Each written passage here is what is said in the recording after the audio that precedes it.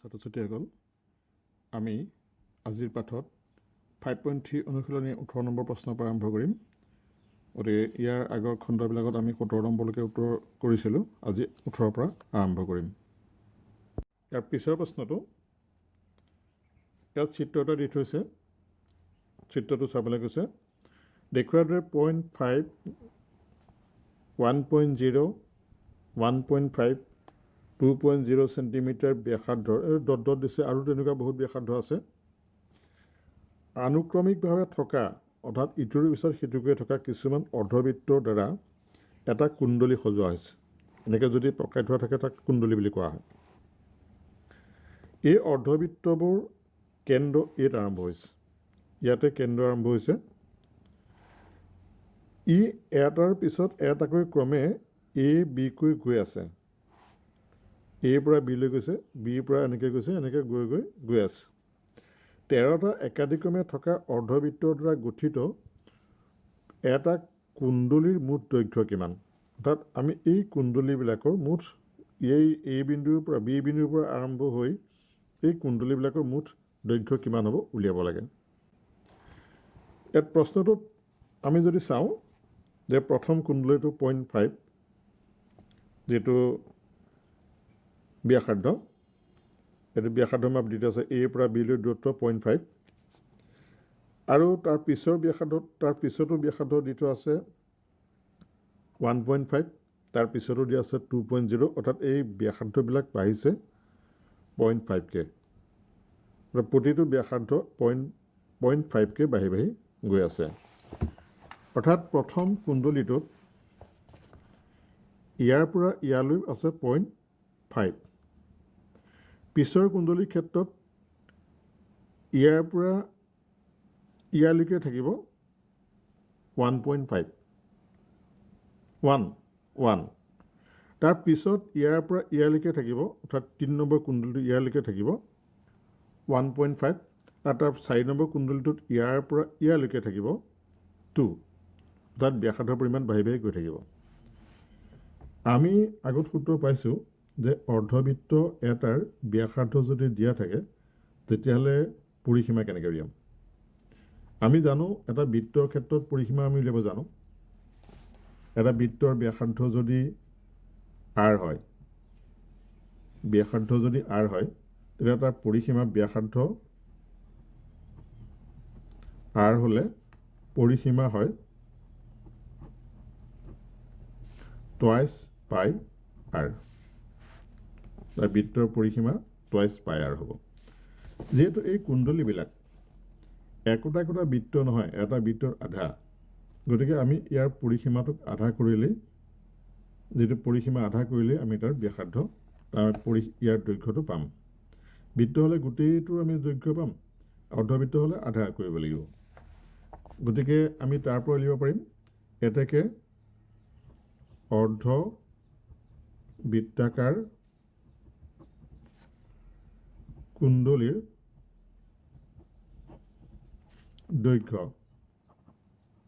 বা পৰিসীমা সমান twice pi r divided by 2 সমান হ'ব pi r। অৰ্ধবৃত্তাকাৰ এটা কুণ্ডলীৰ দৈৰ্ঘ্য হ'ব pi r। এতিয়া আমি পাৰ্থক্যটো চাওঁ। এটা কুণ্ডলীৰ ব্যাসাৰ্ধৰ পাৰ্থক্য কিমান আছে? প্ৰথমটো কুণ্ডলীত ব্যাসাৰ্ধ আছে 0.5, দ্বিতীয় কুণ্ডলী প্ৰথম কুণ্ডলীত আছে 0.5, তাৰ পিছৰ কুণ্ডলীত আছে 1.0, তাৰ পিছৰ কুণ্ডলীত আছে 1.5, তাৰপিছত আছে 2.0, এনেকৈ গৈ থাকিব। গতিকে সিহঁতৰ পাৰ্থক্য হ'ব 1.5ৰ পৰা 0.5 বিয়োগ কৰিলে 0.5 হ'ব। গতিকে ইয়াত প্ৰথম পদটো হ'ব 0.5 আৰু ডি মানটো হ'ব 0.5। আৰু ইয়াত যিহেতু 13টা কুণ্ডলী আছে, এনৰ মান হ'ব 13। গতিকে তাৰ পৰা আমি এছৰ মানটো নিশ্চয় উলিয়াব পাৰিম। গতিকে ইয়াত ধৰক প্ৰথম পদ 0.5 সাধাৰণ অন্তৰ সাধাৰণ অন্তৰ যিহেতু দিয়া আছে আমি প্ৰথমে এইকেইটা যোগ কৰি লওঁ তাৰপিছত ব্যাসাৰ্ধকেইটা যোগ কৰি ল'লে ব্যাসাৰ্ধৰ যোগফলৰ পৰা আমি বৃত্তাকাৰ কুণ্ডলীৰ দৈৰ্ঘ্য উলিয়াব নিশ্চয় পাৰিম সাধাৰণ অন্তৰ হ'ব 1 minus 1.1 minus 0.5 সমান হ'ব 0.5 আৰু nৰ মান nৰ মান হ'ব 13 গতিকে আমি sn ৰ মান নিশ্চয় উলিয়াব পাৰিম গতিকে sn = n/2 twice a plus n minus 1 into d সূত্ৰ ব্যৱহাৰ কৰি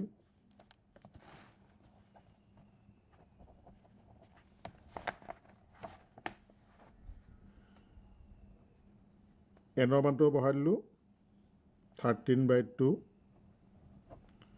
2 into 0.5 plus 13 minus 1 into d মানে হ'ল 0.5 ইয়াত আমি কৰি চাওঁ সৰল 2ৰে 13ক হৰণ কৰিলে 6.5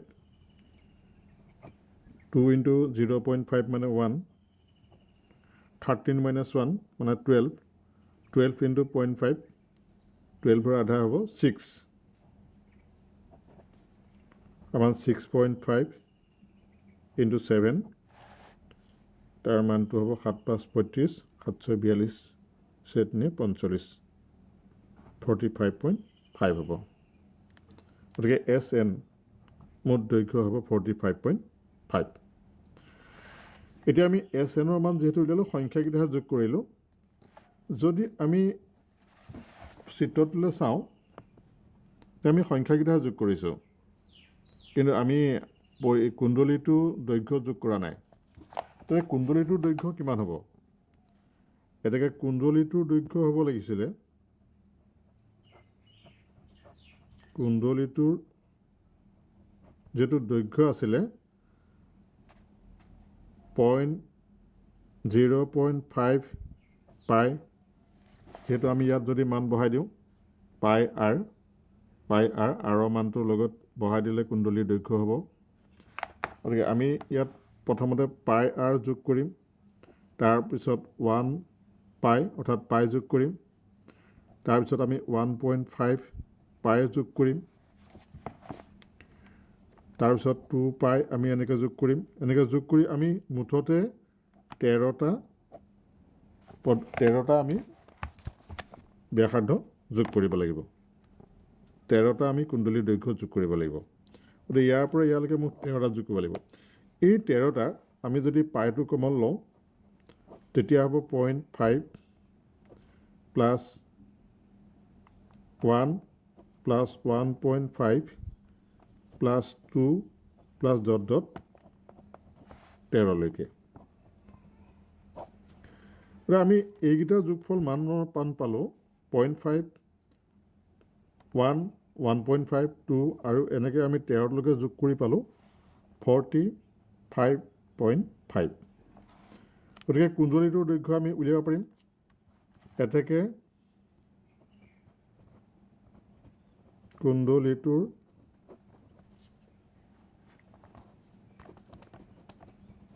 দৈৰ্ঘ্য সমান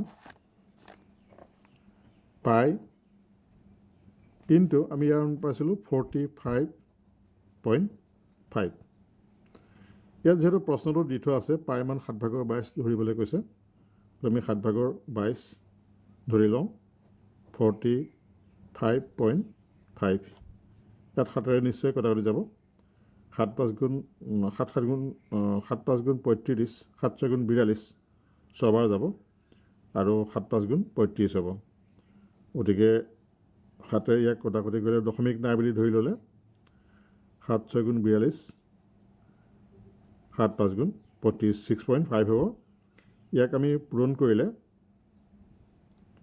মানটো নিশ্চয় উলিয়াব পাৰিম মানটো হ'ব 133 20 নম্বৰ প্ৰশ্নটোত 200 টুকুৰা কাঠ এনেদৰে সজোৱা হ'ল যাতে 20 টুকুৰা একেবাৰে তলৰ শাৰীত, তাৰ পিছৰ শাৰীত 19 টুকুৰা, তাৰ পিছত 18 টুকুৰা ইত্যাদি। অৰ্থাৎ প্ৰথমতে 20 টুকুৰা থ'লোঁ, তাৰপিছত 18 টুকুৰা, তাৰপিছত 19 টুকুৰা, তাৰপিছত 18 টুকুৰা, তাৰপিছত 17 টুকুৰা হ'ব। 200 টুকুৰা কাঠ কিমান শাৰীত সজোৱা হ'ল আৰু একেবাৰে ওপৰৰ শাৰীটোত কেইটুকুৰা কাঠ আছে, অৰ্থাৎ একেবাৰে ওপৰৰ শাৰীটোত কিমান টুকুৰা কাঠ আছে, অৰ্থাৎ শেষত কিমান থাকিব, আৰু মুঠতে কেইটা শাৰী হ'ল, অৰ্থাৎ এনৰ মানটো আমি ইয়াত উলিয়াব লাগিব। তাত প্ৰথম পদটো ইয়াত 20, প্ৰথমতে শাৰীটোত থ'লে, প্ৰথম শাৰী একেবাৰে তলৰ শাৰীটোত থ'লে 20 টুকুৰা, তাৰ পিছৰ শাৰীটোত থ'লে 19 টুকুৰা, তাৰ পিছৰ শাৰীটোত থ'লে 18 টুকুৰা, তাৰ পিছৰ শাৰীটোত 17 টুকুৰা। এনেকৈ শেষত গৈ ওপৰত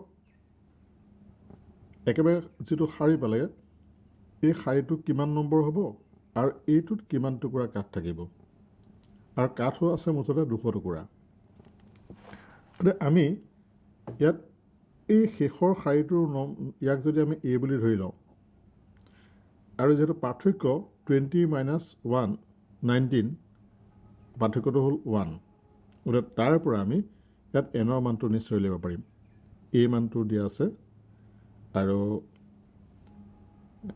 D মানটো দি থোৱা আছে, গতিকে আমি নিশ্চয় এনৰ মান উলিয়াব পাৰিম।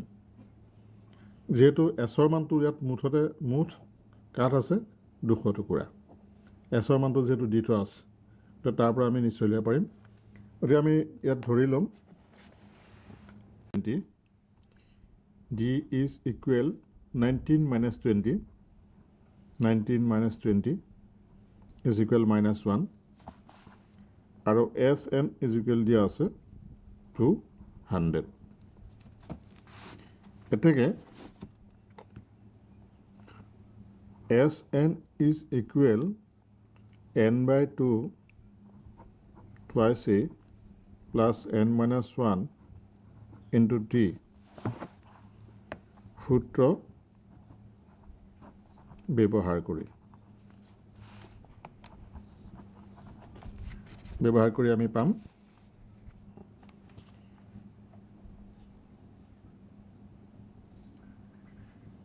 n/2 plus into twice A plus n - 1 into D is equal 200। ইয়াত মানবিলাক বহাই দিওঁ, n/2 2 into A মানে হ'ল 20 প্লাছ n - 1, D মানটো যিহেতু আমি -1 পালোঁ, গতিকে ইজ ইকুৱেল হ'ব 200। এতিয়া n/2 এটা 40 হ'ব, আৰু আমি এইটো পূৰণ কৰি চাওঁ, -1ৰে +1ক পূৰণ কৰিলে হ'ব -n, মাইনাছে পূৰণ কৰিলে হ'ব +1 ইজ ইকুৱেল 200। এতিয়া দুইটো যিহেতু ইয়াত হৰণ আছে, এইফালে নিলে পূৰণ হ'ব, গতিকে n ইনটু 40 + 1 41 -n, আৰু দুইটো ইফালে নিলে যিটো পূৰণ হ'ব 400 হ'ব। এতিয়া 41n minus n square, আৰু 400টো আমি এফালে লৈ আহিলে -400 ইজ ইকুৱেল 0 হ'ব। ইয়াক এইফালে অনাৰ কাৰণেই হ'ল যিহেতু দ্বিঘাত ৰূপত প্ৰকাশ পালে, গতিকে আমি আগৰ অধ্যায়ত দ্বিঘাত সমীকৰণ সমাধান কৰাৰ প্ৰণালী পাই আহিছোঁ, গতিকে তেনেকৈ আমি সমাধান কৰিব লাগিব। সেইকাৰণে 400টো আমি এইফালে লৈ আহিলোঁ। এতিয়া আমি যিহেতু দ্বিঘাত পদটোৰ আগত -চিন আছে, নাইকিয়া কৰিবৰ কাৰণে প্ৰত্যেকটা মাইনাছে পূৰণ কৰি দিলে নাইকিয়া হৈ যাব। ইয়াত মাইনাছে পূৰণ কৰিলে প্লাছ, ইয়াক মাইনাছে পূৰণ কৰিলে প্লাছ, 41ক মাইনাছে পূৰণ কৰিলে মাইনাছ হ'ব। গতিকে n square -41n plus 400 is equal 0। ইয়াক আমি উৎপাদক বিশ্লেষণ প্ৰণালীত সমাধান কৰিব যিহেতু পাৰিম, গতিকে উৎপাদক বিশ্লেষণ প্ৰণালীত আমি সহজতে কৰিব পাৰিম। 400 2 কৰিলে 200 2 কৰিলে 100, 2 কৰিলে 50, 2 কৰিলে 25, 5 কৰিলে 5. এতিয়া এইটো ওলাই আছে 2 4 আপুনি গ'লে 16 আৰু 5 + 25, 16 25 41 হ'ব। গতিকে ওলাই আছে সহজতে আমি তাক সমাধান কৰোঁ যে n² মাইনাছ 25n মাইনাছ যেটো মাইনাছ আছে 16n plus 400 is equal 0. n minus 25 আৰু ইয়াত মাইনাছ 16 কমন আহিব, তেতিয়া n মাইনাছ 25 ইজ ইকুৱেল 0 হ'ব। এইটো নিশ্চয় বুজি পাইছা, যিটো আমি দ্বিঘাত সমীকৰণৰ এনেকুৱা অংক বহুত সমাধান কৰি আহিছোঁ। গতিকে n মাইনাছ 25 আৰু n মাইনাছ 16 ইজ ইকুৱেল 0. এতিয়া আইডাৰ n মাইনাছ 25 ইজ ইকুৱেল 0, গতিকে n is equal 25, or n minus 16 is equal 0, গতিকে n is equal 16. যেহেতু আমি দেখিলোঁ যে আমাক কৈছে যে একেবাৰে তলত থকা যেটো সংখ্যা সেইটোহে 20, গতিকে 25টো হ'ব নোৱাৰে, গতিকে n ৰ মানটো হ'ব লাগিব 16. অৰ্থাৎ আমি ইয়াৰ আগত পালোঁ যে 16টা মুঠতে শাৰী আছে। গতিকে 16টা শাৰী থাকিলে আমি A16 তাত 16 নম্বৰ শাৰীটোত কিমান টুকুৰা কাঠ আছে তাক আমি এনেকৈ সূত্ৰত উলিয়াব পাৰিম। A16 = 20 প্লাছ 16 - 1 × d, তাৰ পৰা 5 টুকুৰা কাঠ হ'ব। এটা 16 নম্বৰ শাৰীটোত 5টা কাঠৰ টুকুৰা থাকিব। এতিয়া আমাৰ দুটা প্ৰশ্নৰ উত্তৰ আছিলে যে শাৰী কেইটা থাকিব আৰু কাঠৰ টুকুৰা কেইটা থাকিব। গতিকে আমি দুটা উত্তৰ উলিয়ালোঁ। এইটো শাৰী হ'ল 16টা আৰু কাঠৰ টুকুৰা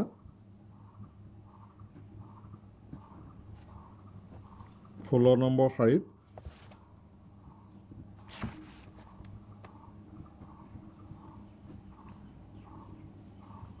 হ'ব 5টা। গতিকে এইটোৱে হ'ব উত্তৰ। ইয়াৰ পিছৰ প্ৰশ্নটো আমি যাওঁ, শেষ প্ৰশ্ন 20 নম্বৰ প্ৰশ্ন। এটা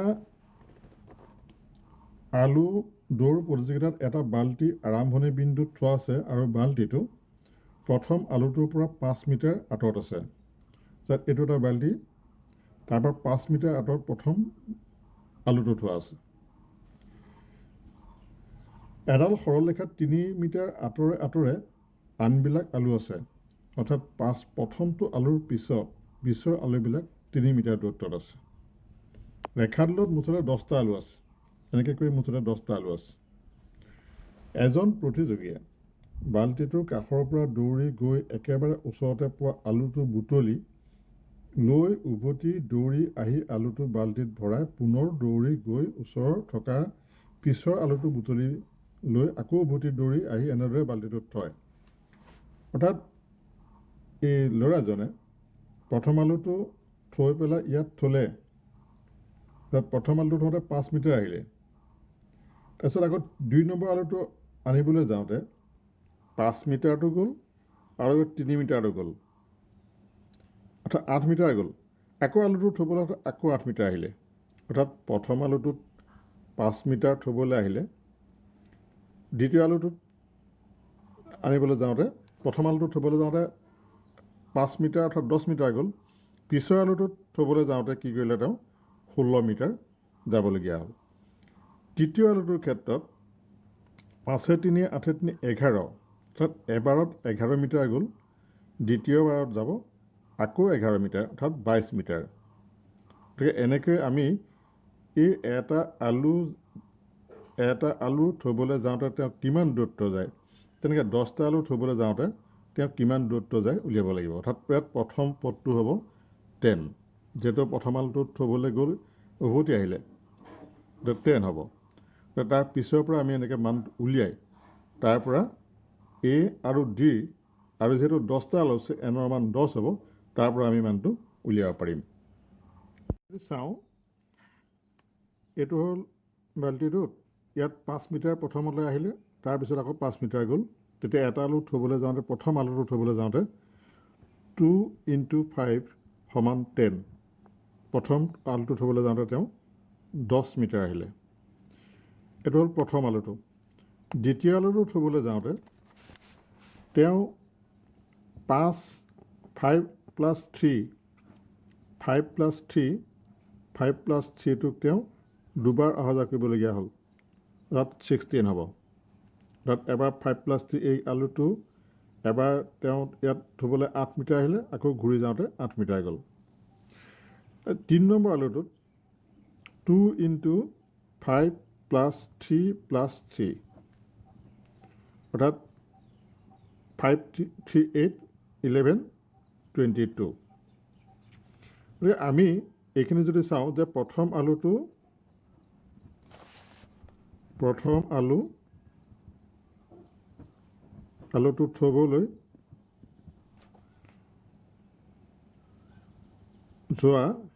থ'বলৈ অতিক্ৰম কৰা দূৰত্ব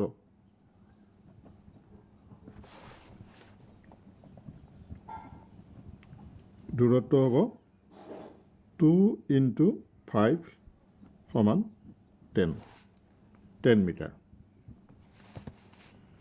তেতিয়া দ্বিতীয়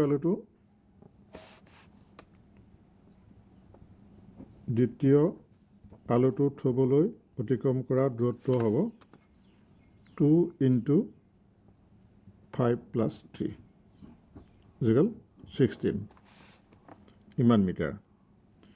তৃতীয় আলুটো থ'বলৈ অতিক্ৰম কৰা দূৰত্ব 2 × 11 = 22 মিটাৰ। গতিকে আমি শ্ৰেণীটোৰ যদি প্ৰথম পদ আমি এইকেইটা যদি পদ বুলি ধৰি লওঁ, তেতিয়াহ'লে শ্ৰেণীটো হ'ব 10, 16, 22 এনেকৈ কৰি মুঠতে 10তম পদ। এইকেইটা আমি যোগ কৰিব লাগিব। এতিয়া আমি এইকেইটা যোগ কৰিব লাগিব 10 + 16 + 20 + 10তম পদলৈকে আমি যোগ কৰিব লাগিব। গতিকে আমি ধৰোঁ A = 10, D is equal 16 - 10 is equal 6, N is equal 10. এতেকে আমি SN is equal n/2 twice A plus n minus 1 into D সূত্ৰ ব্যৱহাৰ কৰি S আমি যেহেতু 10 উলিয়াব লাগে, S10 equal 10/2 2 into 10 plus 10 minus 1 into 9 D মানটো হ'ল 6 সমান 5 20 plus 54 5 into 74 তাৰ মানটো হ'ব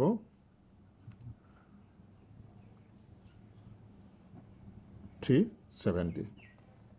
এতিয়া তাৰ উত্তৰটো হ'ব মুঠ যে তেওঁ মুঠ কিমানটা আলু তেওঁ কিমান দূৰ মুঠতে অতিক্ৰম কৰিলে। এতেকে মুঠ অতিক্ৰম কৰা দূৰত্ব 370 মিটাৰ।